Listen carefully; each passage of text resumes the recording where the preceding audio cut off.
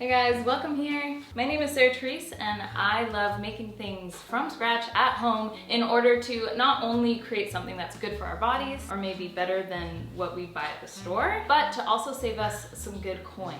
Today I'm gonna be tackling some snacks and treats. Think along the lines of like Ritz crackers, Pop-Tarts, granola bars, but we're gonna make all this at home and a lot of it is sourdough. So I hope you guys enjoy. The recipes that I have for these will either be on my website now or soon, so keep your eyes peeled and sign up on my website and then you will be able to see what is new recipe-wise on there.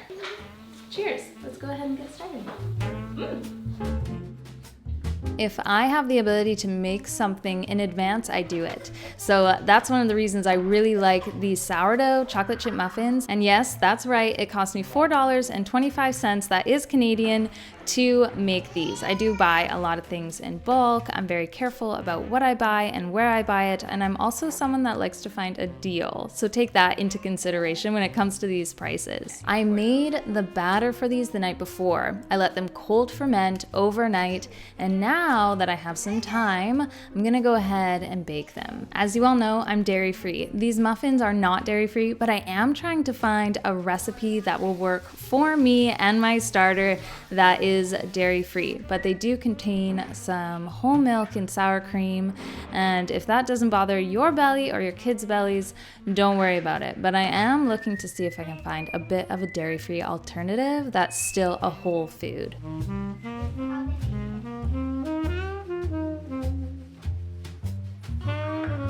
I am going to bake these. I do use a dozen muffin tray, but I only fill up 6 so they heat well and rise well. And while those are baking, we're gonna do some sourdough Pop-Tarts. These are not only better for you than store-bought, but they are less than $4 for 10, which I think is a win. So I'm just going to combine some flour and sugar into a bowl. It's only a tablespoon of sugar in the tart dough itself. And then I'm gonna take some cold butter, I'm gonna grate it, and then I'm gonna add it into my flour mixture.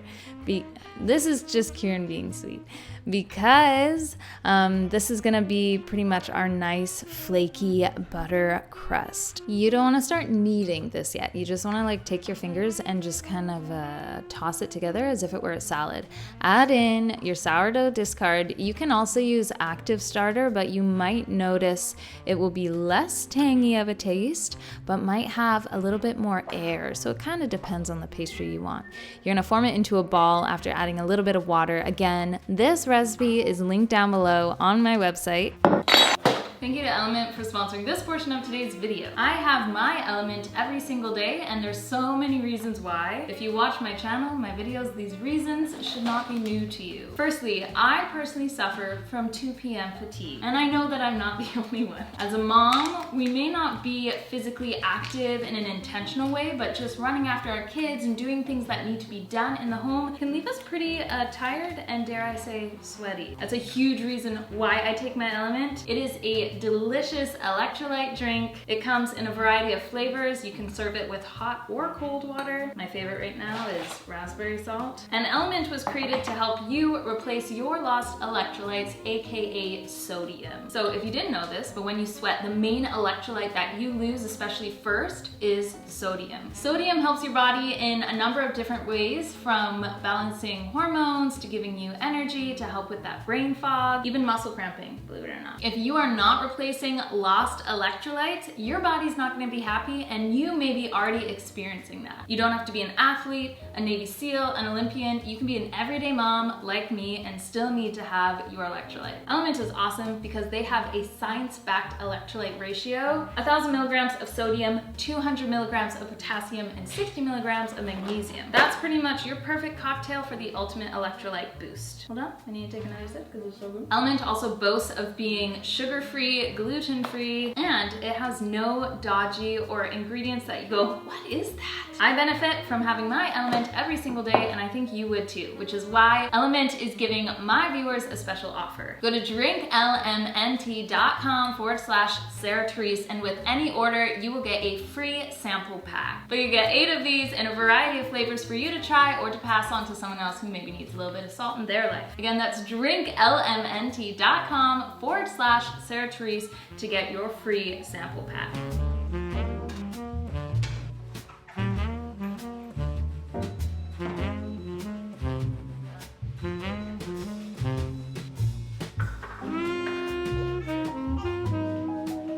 I am a huge fan of 2 things. The first thing is my KBS bread machine, which I will link down below because it simplifies my bread making in so many ways, and I am still experimenting with it.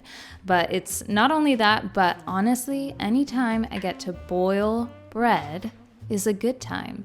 So I'm making pretzel bites here. These are amazing on their own. These are amazing alongside a soup. These are amazing dipped in like a tangy Dijon mustard. These are gonna go in the bread machine while I continue with some crackers. I'm a huge cracker fan. I think crackers are ridiculously fun. It's like really small pieces of toast that you can do so much with. So I'm gonna get started on these. I don't make all my crackers at home, but I make most of my crackers at home. I do this because of the ingredients and because it's more affordable. These are my sourdough Ritz crackers. I really enjoy the flavor and the texture of a Ritz cracker, and it took me a little while to figure out this recipe, but I really like it. What I like to do in this recipe is not just use butter, which is traditionally used in a lot of homemade cracker recipes, but we're also going to add in some avocado oil. That's going to kind of replace the usual canola or seed oil that Ritz and other store-bought crackers will use, but avocado oil is so much better for you, and I prefer it texture and taste-wise.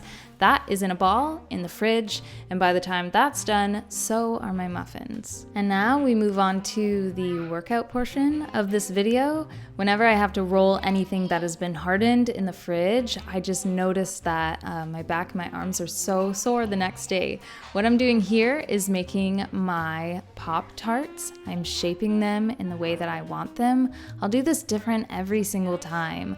I'll sometimes cut them into blocks and then roll out those blocks. I'll sometimes just make a really big flat piece of dough and then cut from there. Today I just kind of formed some blocks and then started cutting them and rolling them. I like these to be quite thin. I also find that since they are quite flaky and buttery, it's good to have them on a well-floured surface. Otherwise, they might stick to your surface really bad. I'm gonna take a fork. I'm gonna texturize the sides of all of my Pop-Tart doughs. I'm gonna add in an egg wash. This is gonna work as a bit of like a structural glue, so it'll stay together. I add in my jam. This is my homemade refrigerator jam. I can link this down below. It literally takes minutes to make, and it is so good. This is raspberry blueberry. So I'm gonna stuff those. I'm gonna press it together with my fingertips, further press it with a fork, which I think just looks really pretty. And I'm gonna add these onto a cookie sheet. You don't have to do this, but I like putting an egg wash on these because it gives it a little bit of a brown color. It can also help seal the dough, which will stop it from cracking and opening during the baking process.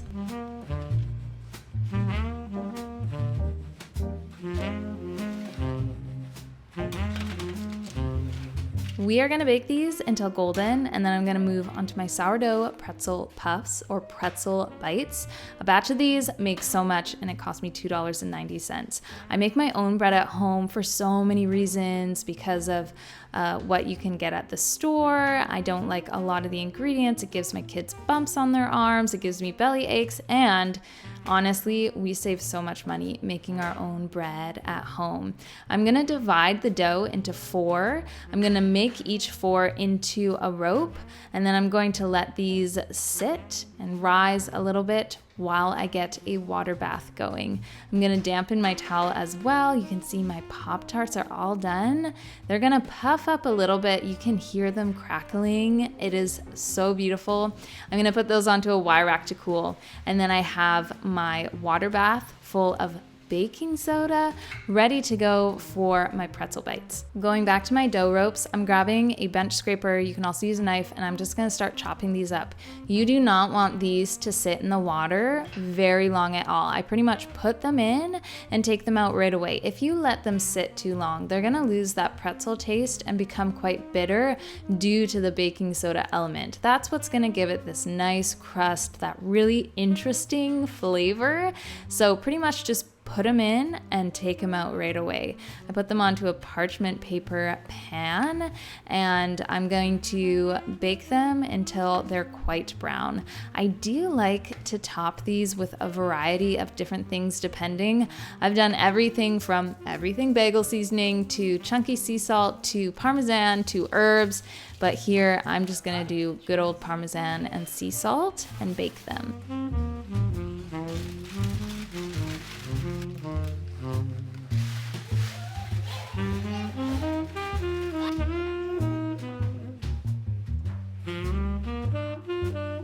These are best served hot, straight from the oven, but you can always revive them in the oven again for later. But now onto our Ritz crackers. These seriously cost less than $2 to make at home, and they are great.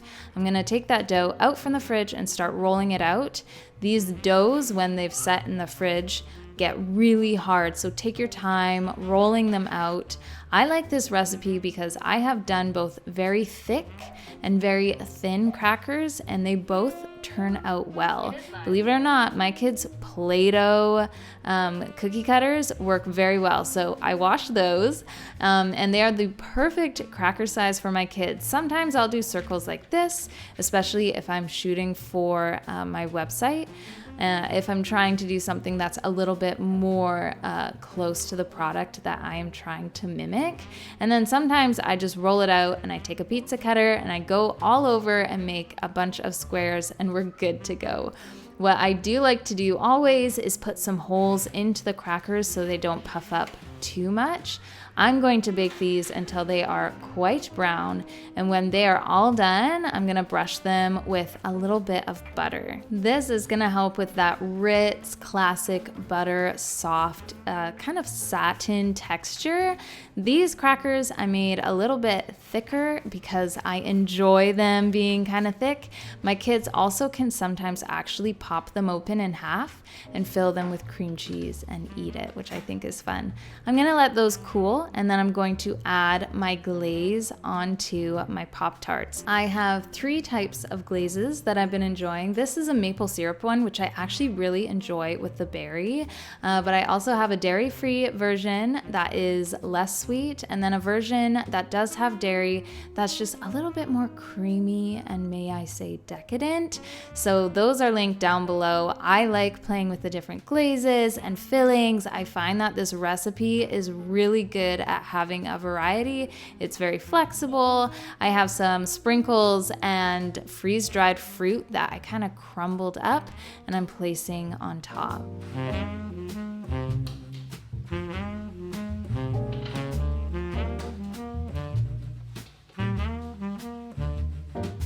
I was just about to start a batch of granola bars, but guess what? I don't have the crispy rice cereal that you need for that recipe, but if you didn't know, you can make granola bars at home, and that recipe is already up on my website, so be sure to check that out. Thank you guys for being here and watching, and I'll see you guys in my next video. Bye!